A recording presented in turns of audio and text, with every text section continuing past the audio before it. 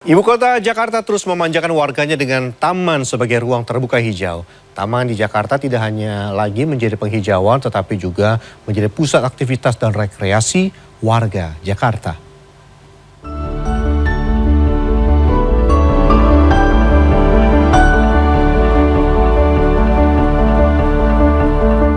Menjadi ibu kota negara yang tumbuh dan berkembang dengan segala modernisasinya, Jakarta membutuhkan ruang terbuka hijau yang bermanfaat sebagai oase kesejukan. Kehadiran ruang terbuka hijau berperan sebagai paru-paru bagi kota.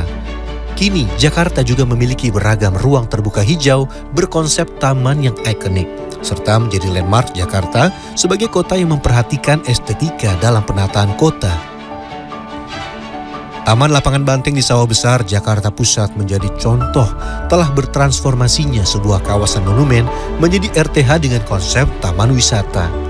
Taman yang berdiri di atas lahan seluas 5,2 hektar ini memiliki tampilan yang jauh lebih modern dan tertata.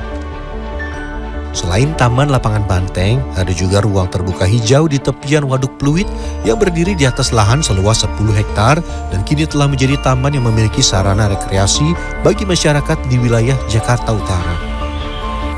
Ribunya pepohonan, sarana olahraga dan hobi, arena permainan anak dimanfaatkan oleh banyak pengunjung yang datang ke lokasi ini.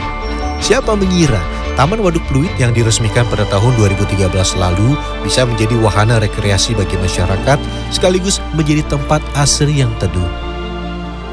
Untuk pernapasan udara manusia juga bagus. Untuk menghirup daripada kayak kita banyak polusi. Nyari tempat, aduh enaknya di mana nih? Yang deket, yang terjangkau. Transformasi taman-taman di Jakarta yang berorientasi kepada pemanfaatan lahan juga tercermin dari hadirnya sejumlah ruang terbuka hijau yang tidak hanya sebagai penghias kota yang pasif, namun juga aktif. Pengamat tata kota dari Universitas Trisakti Jakarta, Yayat Supriyatna, menjelaskan terkait pentingnya ketersediaan ruang terbuka hijau di Jakarta.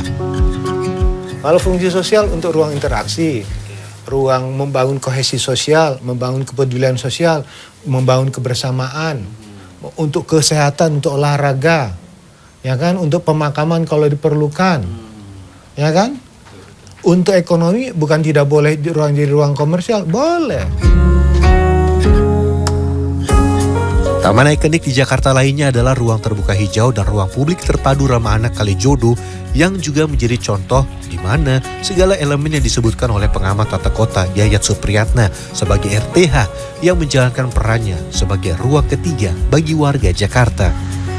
RTH dan RPTRA Kalijodo adalah sebuah ruang publik yang pertama kali diresmikan pada 22 Februari 2017 dengan luasan total 6.957 meter persegi. Di mana di tempat ini terdapat berbagai fasilitas yang bisa digunakan oleh publik secara luas, mulai dari arena permainan anak, aula, pujasera, hingga skatepark. Karena ini kan fasilitas umum ya, dan banyak dikunjungi mungkin masyarakat lingkungan terdekat lah. Ya, jadi pasti otomatis pada berdatangan ke sini dan di sini ada senam dan jadi sarana olahraga juga. Kalau di Kalijodo ini tiap minggu tuh hampir ada karena memang tempat rutin kita. Tapi sebenarnya tiap hari juga ada, cuman biasanya itu sore. Kalau siang kan panas di sini gitu. Oh ya, ini kan ya, kita betul. dari pertama kali diresmikan kita udah di sini jadi home base jadi. Oh, jadi home base. Iya. Seiring berjalannya waktu, pemanfaatan skatepark Kalijodo juga bisa menjadi tempat lahirnya sejumlah talenta-talenta dalam skateboarding yang juga sudah mengikuti beragam kejuaraan mulai tingkat provinsi, nasional, hingga internasional.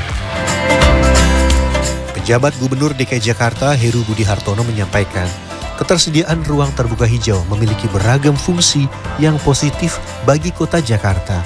Hal ini pula yang melatar belakangi Heru Budi Hartono untuk terus berpartisipasi dalam melakukan penataan terhadap sejumlah RTH dan lahan di wilayah DKI Jakarta untuk tetap asri dan semakin hijau sejak awal masa kepemimpinannya.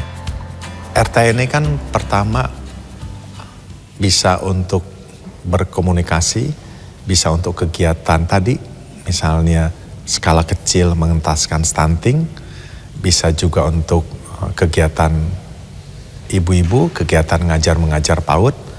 Contohnya misalnya di Kalijodo itu waktu ketika saya dengan Kepala Dinas Taman ke sana, manfaatnya bukan itu saja.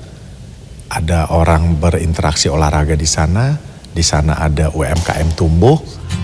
Heru pun menambahkan bahwa Jakarta juga akan terus berpartisipasi dalam aksi penghijauan sebagai langkah nyata dalam keikutsertaan Jakarta yang mendukung target net zero emission pada 2060 mendatang.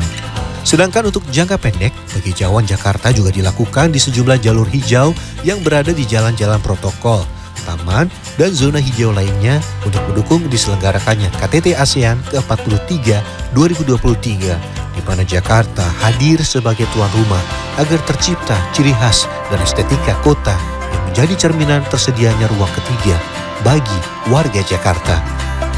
Tim Liputan CNN Indonesia.